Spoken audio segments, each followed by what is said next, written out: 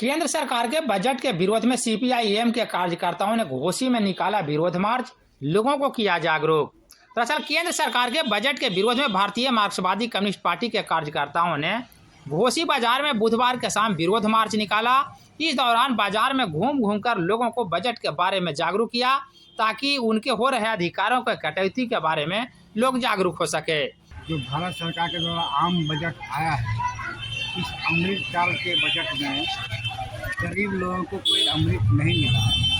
इस बजट के खिलाफ लोगों को हम लोग जागरूक करने आए हैं, क्योंकि ये पहला बजट है जिस बजट में तमाम तरह के जो कल्याणकारी योजनाएं चल रही थी देश में, ग्रामीण क्षेत्रों में मनरेगा का जो काम चल रहा था, लाखों मजदूर काम करते हैं, उसका बजट में 35% तक कटौती करेंगे।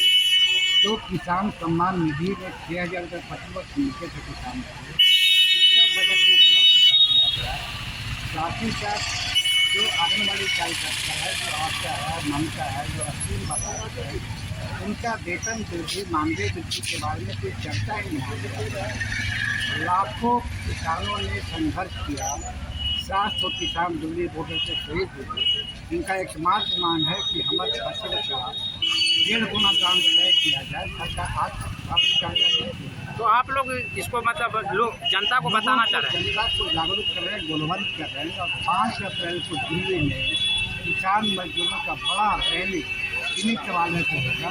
हम लोग मांग कर रहे हैं कि सरकार बड़े चीज़ों पर टैक्स लगाए, गरीब किसानों मजदूरों को राहत दे और बेरोजगार नौजवानों को रोजगार। क्या नाम हुआ आपका? दिनेश प्रसाद, बदनाम CIM जिला से। ठीक।